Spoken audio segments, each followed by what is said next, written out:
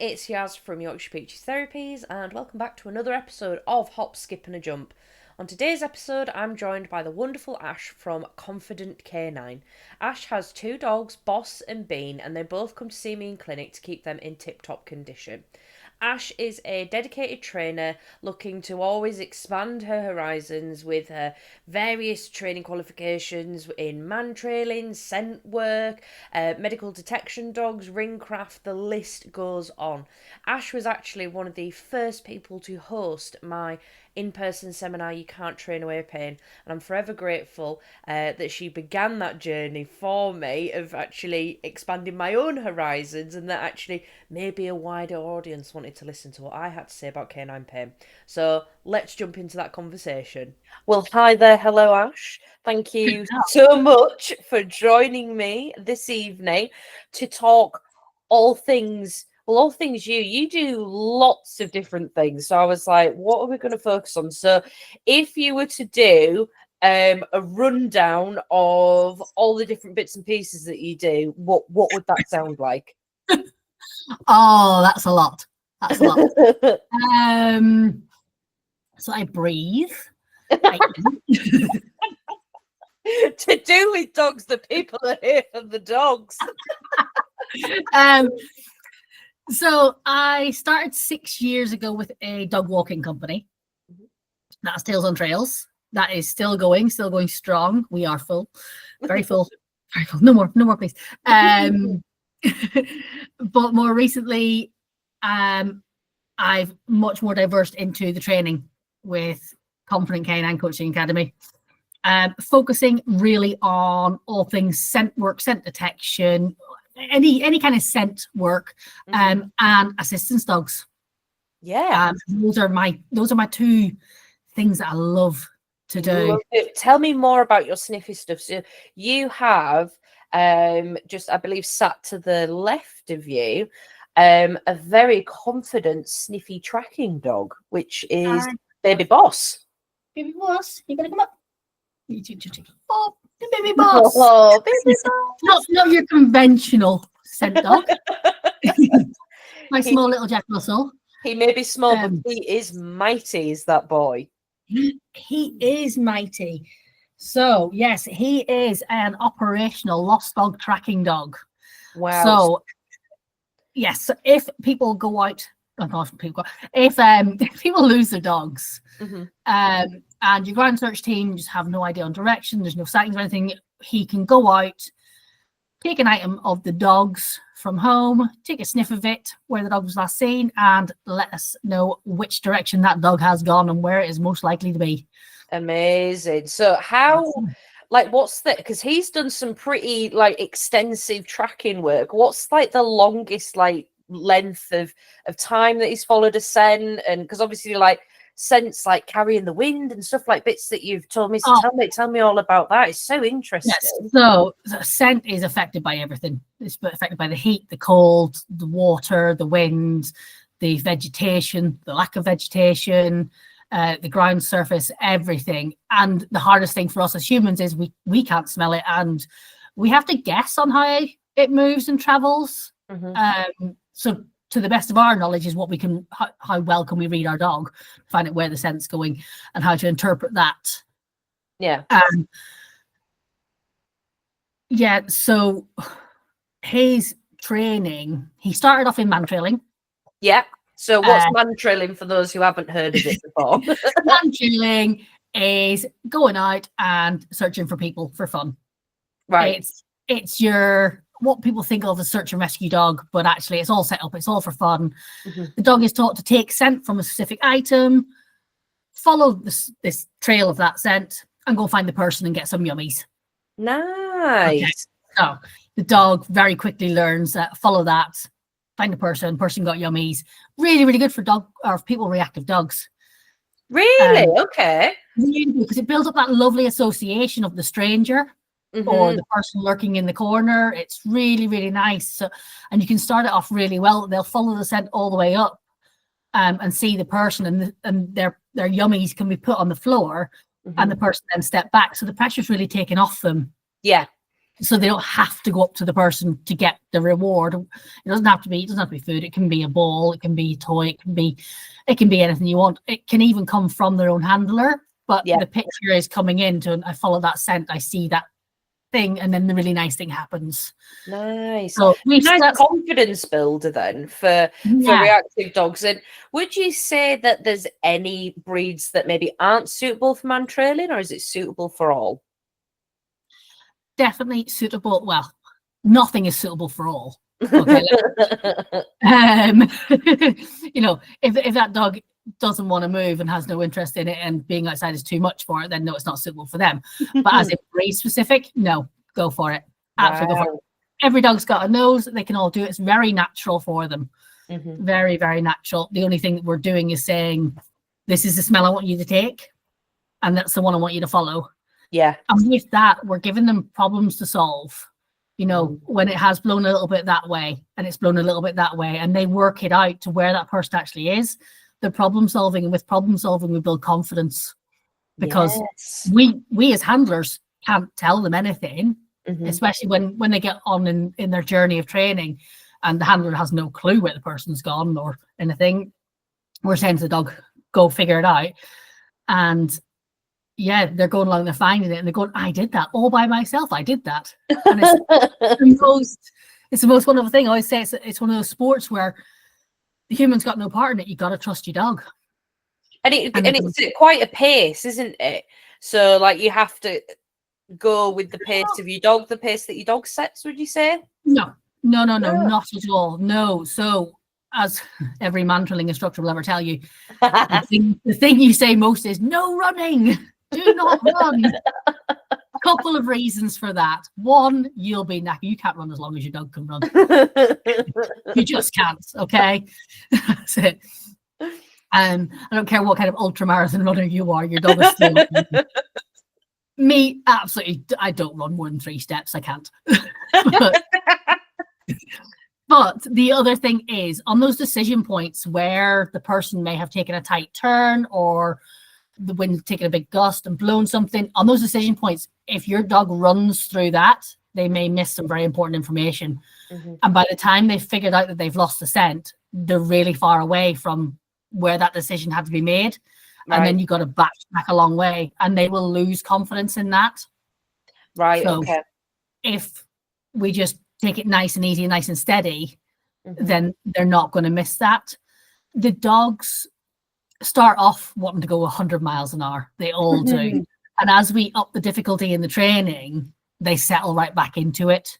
Really? They want to take their time. Okay. Nice. Yeah. So they've got more opportunity to think and follow that trail. And I think so obviously, like with man trailing, that's obviously it's really fun, it's a good confidence builder. But for Boss with the tracking work that he does, that's like serious business. It's incredibly important. I mean, how many dogs have we seen on Facebook that have gone missing, especially during, like bonfire season and fireworks and bad weather and things like that? So is there like a trail that Boss did that really sticks out to you, one that made you super proud of him? All of them. I was going to say it's going to be all of them. Yeah. It honestly is all of them. Every time I put him out, whether it's for fun or operationally, I'm so amazed by what he can do. Yeah, because I can't do anything. I'd just have to stand back and go, off you go. You tell me. I don't know what's going on. Please tell me. And every time he's just like, yeah, all right, okay. And sometimes he's like super excited and goes 100 miles an hour, and I'm like, oh, if you say so, that's awesome. I love it. And sometimes he'll come at me and he go, I'm not very sure, and I'm like, oh, okay, well, we'll just have to wait until you are sure. It's fine. I've just got to help you through it. And is there a particular team that you work with, or I'm part of the North Canine Lost Dog Tracking Team. Started by Claire Brown of North Canine. She has launched the Lost Dog Tracking Network this year to try and help people up and down the country know what to do, where to go, who their nearest ground searching teams are, where their nearest lost dog tracking dogs are, up and down the countries. Because I think when we lose a dog, we just go into a blind state of panic. Like, Yeah. we're doing, my dog's got a collar and tag on it, but I don't know where it is, or they've got a tracker, but it's not picking up, and or they got off they've gone down beside the river and they never came back again. What do I do? And I think that's panic. Yeah, it would be my absolute, like, my every breathing moment is ensuring their safety. And if God forbid, I hope it never happens, but if one of them went missing, I'd be inconsolable. Like, I would just be absolutely hysterical. So knowing that there is a team, and this is all voluntary based as well. Everybody's voluntary based. There's never ask for a payment. It's done on donations.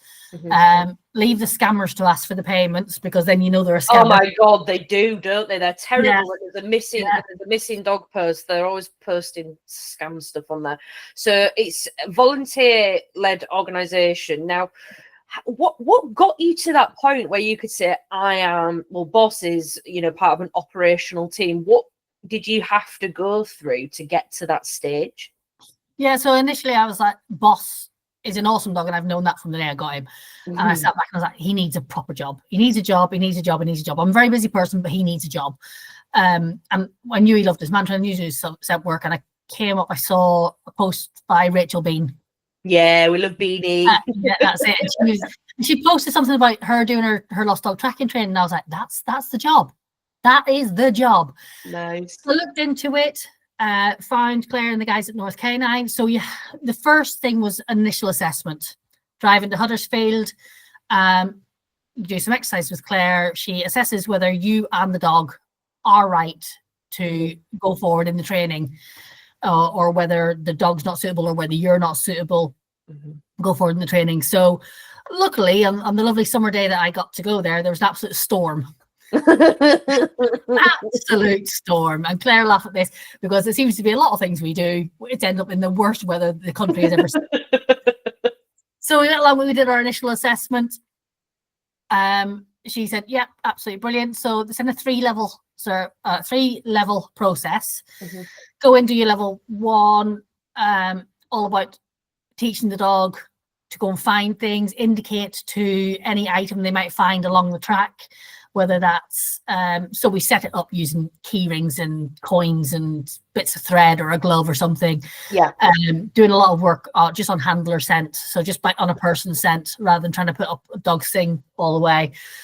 Checking the dogs are going to tell us things. So the way that's working into the future is, if a dog's gone through a barbed wire fence and they got a little bit hair caught, the dog's going to indicate to us there. That's your physical proof that this dog has been this way.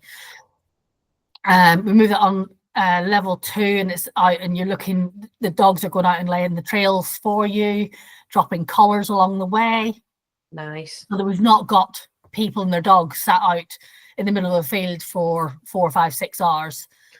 And we have to go and find. So you go out and you find the dog's collar, you reward your dog, and that's great. Or you find the brush, or you find other bits and pieces. The biggest difference I found in this is when you're doing for fun, for training, or for just not for operational training, just for going out for a bit of fun, you always have a very exact start point. And the person goes off, and then very quickly you come along and off you go. And that's what you do in man trailing. And the biggest thing I found, and the biggest difference for me, and the biggest worry for me, was when you're going out for a lost dog, you don't have an exact start point. You have 3 different people saying, yeah, I saw him in that field. You're like, cool, whereabouts in that field? Because where's my start point? And that's something you have to teach the dogs is, actually, we're going to give you this scent, and it might not start right here, but you need to just go around until you can either say, yes, there is a scent there, or no, that wasn't the dog that we're looking for. Wow. Now, those are 2 very hard things. So I'll go with the easy one, is here's where the dog was. Okay, here's where it is. Here's where the way we went. The way the dog went.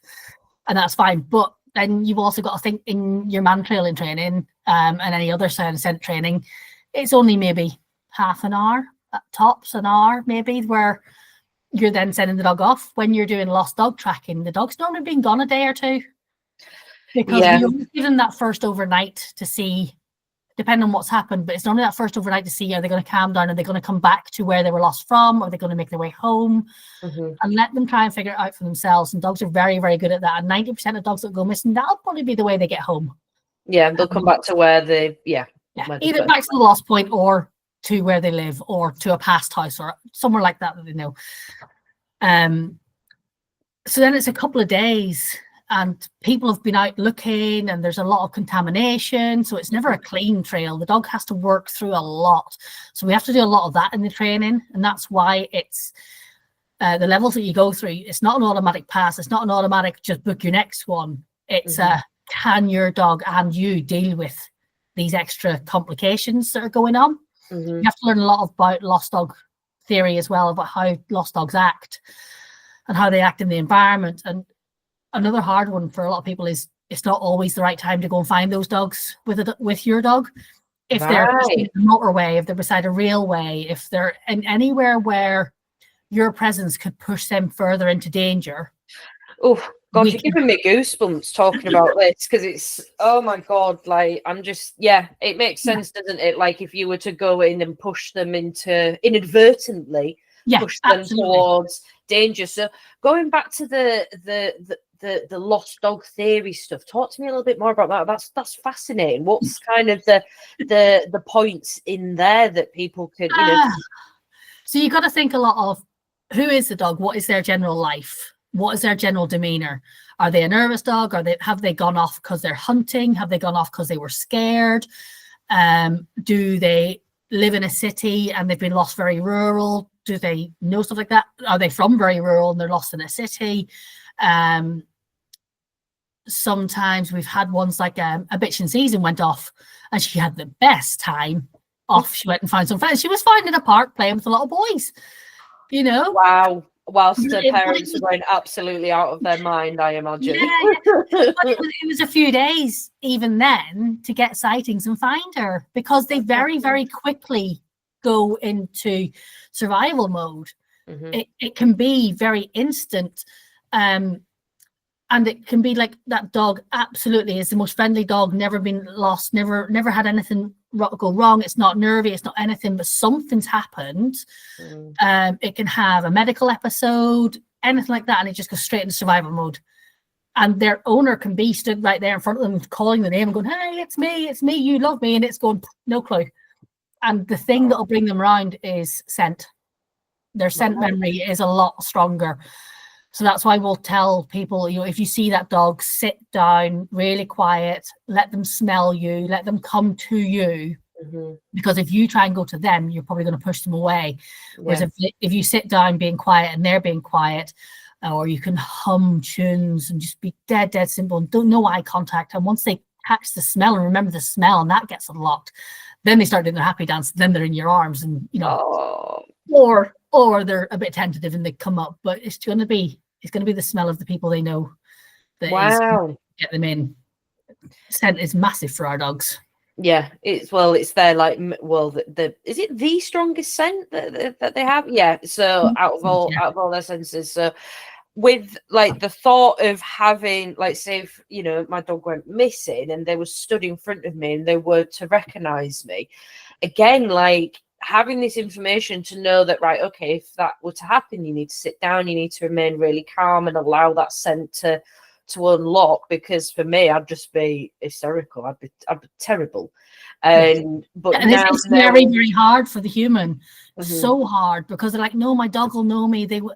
And it's heartbreaking for them, the whole thing. And dealing with the human side of it is really a lot of the hardness in doing all of this, is dealing with the human side and having to say to an owner, yeah, I know your dog's missing. Yeah, I know you think you know where it is, but it's not right for us to go out. No. And I'm really sorry. I know we can't help in this instance because we think we're going to put them in more danger, and it's frustrating and stressful for them. They want all the help in the world and they want it all instantly, and they just want their dog home. And hey, if it was me, I would want exactly the same. Of course, yeah, absolutely. and it's about putting the dog first as opposed to putting ourselves first, isn't it? And I know that you've mentioned, because obviously Ash comes to clinic with Boss and Bean and Bug sometimes. That's the cat for anyone that's listening.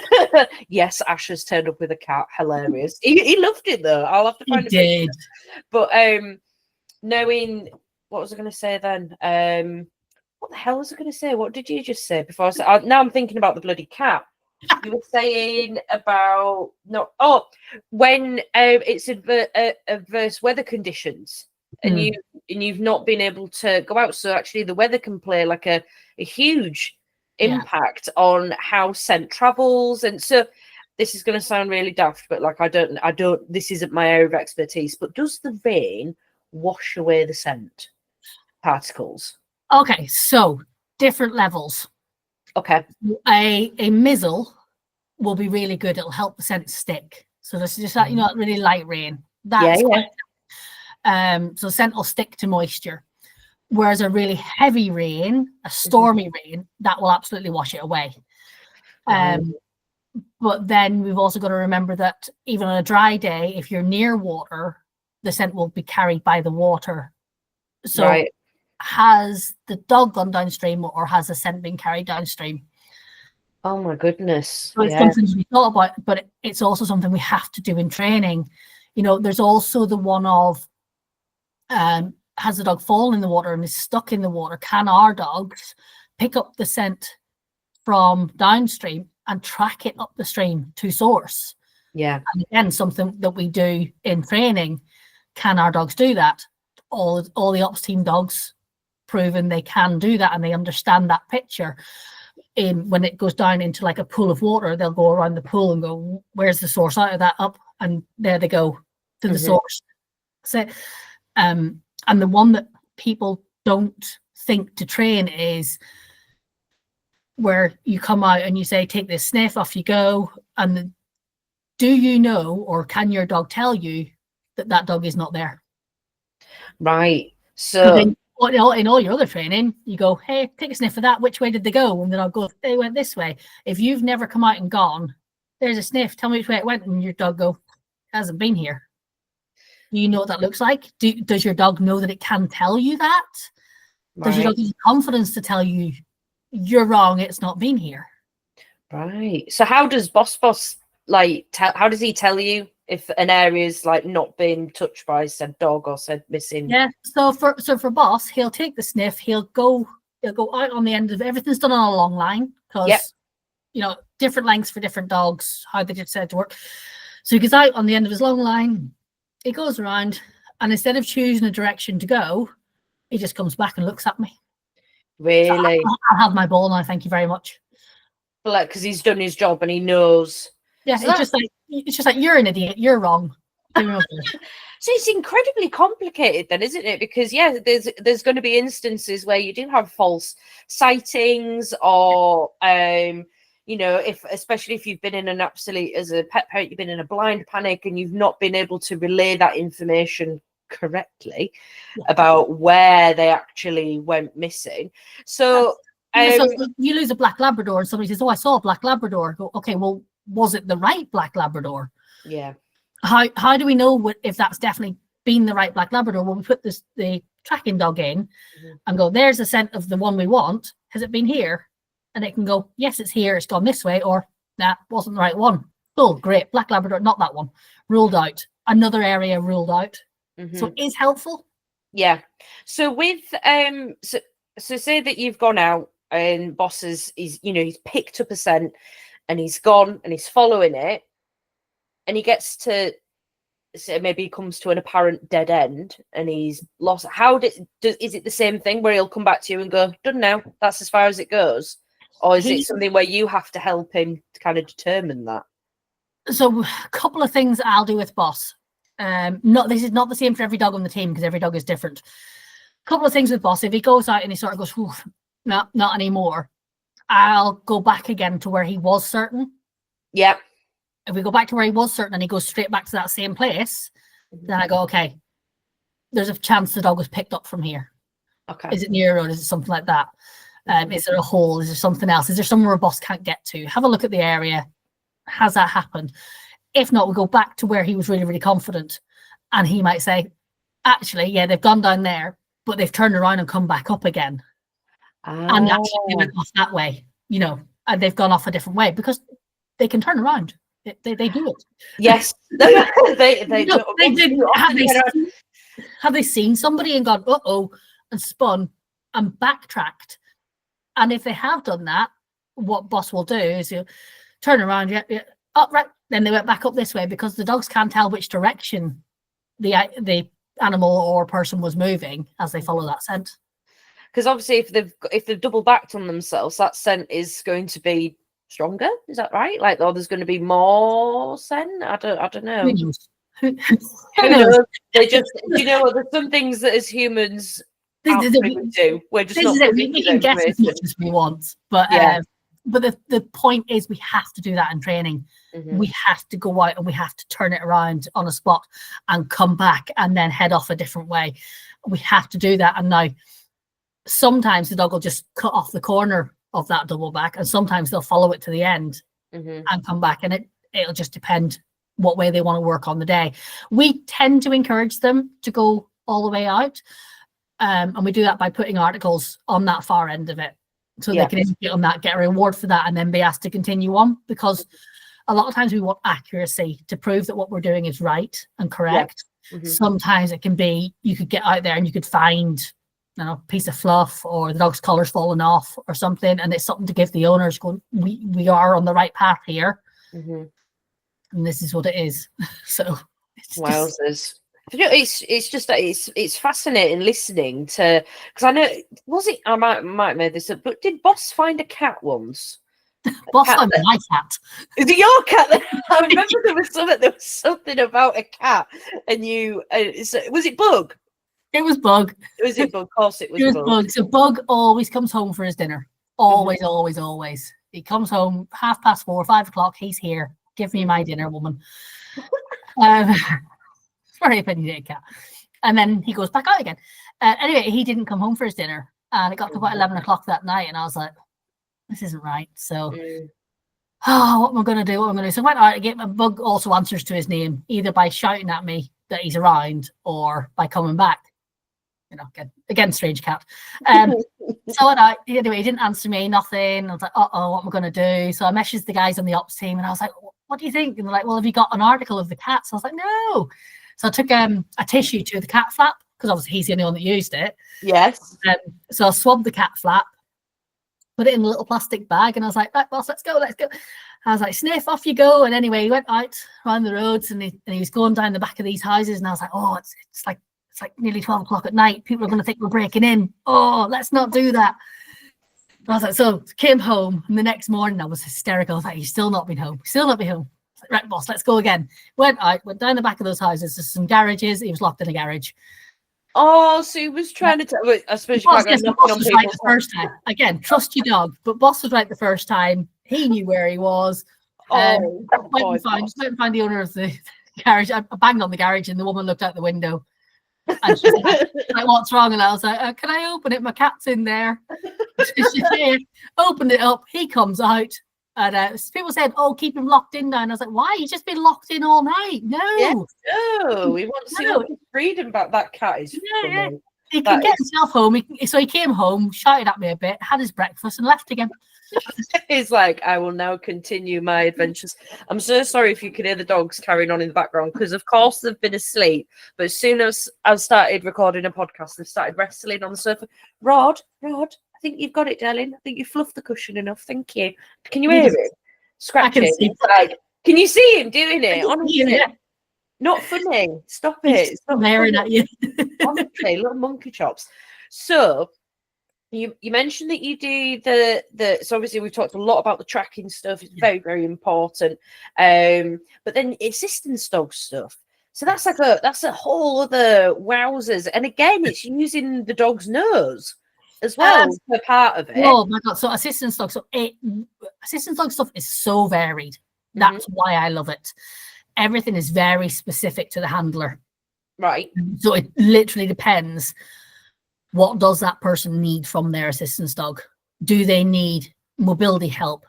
Do they need tasks to go and get things, open doors, help them get their socks on and off? Do they, but then there's the scent side of it, where do they need alerted to the diabetic highs and lows, to blood pressure, to, I don't know what else is there, seizures coming on, to panic attacks coming on, to basically anything that affects their human, that they need a prior warning to, or if they could do with a prior warning to, that's helpful.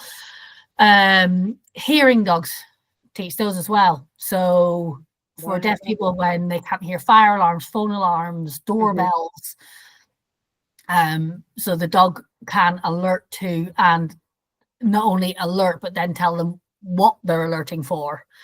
Hearing dogs, I've got a great little guide dog I'm doing for the minute that I could trust. That I can't trust her on a walk. I take her on a walk and she's mental, but as soon as I put her guide harness on and I'm in town and I tell her to take me, she can take me to Tesco, she can take me to the doctors, take me to the pharmacy, she can take me to any nearest bathroom. When I'm in somewhere, she'll take me to the nearest door.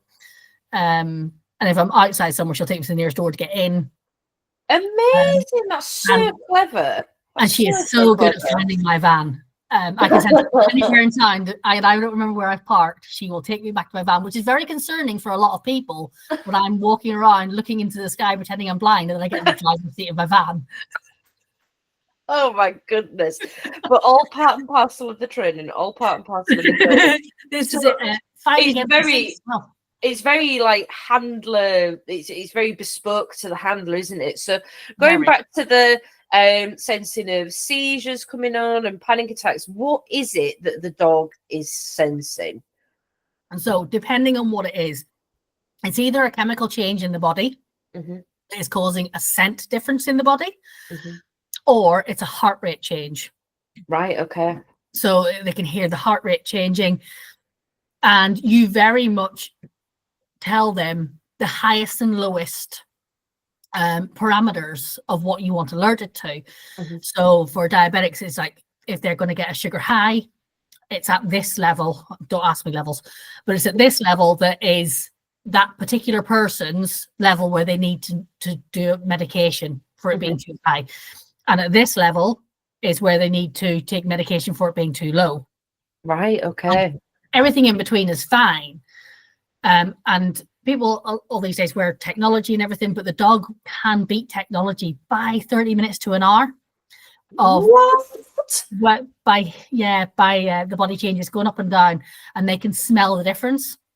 Oh my God. Some dogs will come along and they'll go, there's a change, and some dogs you can say, well, what is the change? Is it high or low? And they can give you an indication to whether high or low. Or they say there's a change, and you can say, lovely, just wait a second, and you can check the blood tests, whatever. Heart rate ones as well. So people with POTS and things who, they get either massive highs or lows and pass out. It's a prior warning of get somewhere safe, have a sit down just before you pass out. Nice warning rather than them just hitting the deck. From being stood, yeah. And they can go, actually, I'm just going to step to the side. That's phenomenal. That's absolutely phenomenal. I see a lot on TikTok. There's people who have therapy dogs this dog is just like a slinky. She just like, can you see her? Honestly, yeah, hilarious. So you see on TikTok people saying like, here's me with my assistance dog, and it's like trained like impeccably and it's there to alert. And then like fake assistance dogs, so people who just put an assistance dog vest on a dog that's just because they want to take it into the shop with them because it makes life easier. So I'm imagining in the UK it's the same, that it is an unregulated industry. Yeah, it is unregulated. So there are organisations that are more thought of as being proper. Yeah. But a lot of the time you can either purchase a pre-trained assistance dog and then have it tailored to you, just like a guide dog, but big money. And then it still has to be tailored to you, and you have to be matched and check that everything works. Or the big thing at the minute is owner trained assistance dogs. Okay. You get your dog that is the size and breed that you want, and you work your way through. And again, not all dogs will make this, but they've got to pass temperament tests, they've got to get to a level of really good behavior where they can be out in public and not disturb anybody, and still work with their handler. And they must pass what's called a public access test, where they have to go out, they have to be in the public places around food, so they don't drop food off the floor. They don't lunge at anybody. They will move out of the way of things. They'll help their handler. They will mitigate any disabilities that that person has. Again, very specific to the handler, but the owner is trained that. They've taken the journey through with them. Yeah. And it can be, the journey tends to be this around 2 years from start to finish. Wow. Depending on the age of the dog, the trainability, the base layer of training that's already in. Here's Bug. It's like, you were talking about me, I have arrived. And I imagine, is it obviously more complex for, like, certain conditions are more complex to train, to support, and you know, if there's multiple conditions as well that you're working with as well. Well, that's it. And then don't forget, you can have food intolerances as well, where I've seen that. Food and let them know if there's gluten in it or not. You know, there's so much. It's honestly, it's just a. So you've got a workshop coming up, I believe, about assistance dogs or medical alert dogs. I have 3 workshops coming up. I run a monthly assistance dog workshop. Anybody who's training their own assistance dog can come along. On your booking form, you'll be asked what you want to work on that day. We'll have one group activity where it's just a general thing that everybody's working on for that.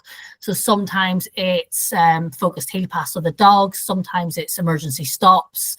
It just depends who we've got in to what I choose to do.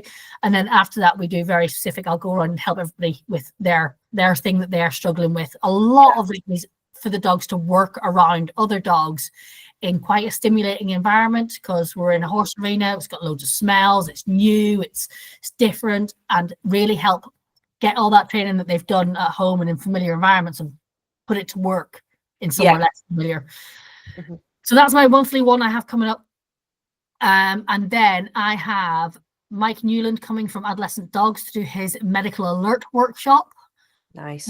Where he will, either for trainers or for handlers, come along, find out how to train those dogs to do that medical alert, to for each of the conditions, for the different ways of doing it, and how to talk handlers.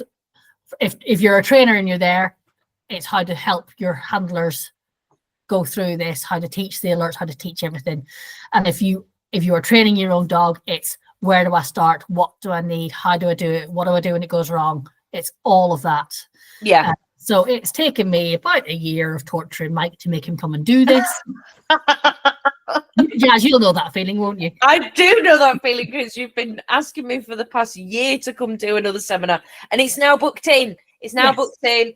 Got the title, got the blurb. Just need to write the actual seminar. Sorry, I'm listening. I am listening, but I'm currently juggling 3 dogs. This one's absolutely desperate to get on my desk and hasn't something in my face for the past 5 minutes. I've got Lily, who's absolutely ready to get out of a pushchair, and then Rodney's slithering up the side of me. So, but this is a nice segue. So if people want to come and learn about assistance dog training, or are going through they're going through their own training, they want to come to the workshop, where can people find you on social media and your website as well?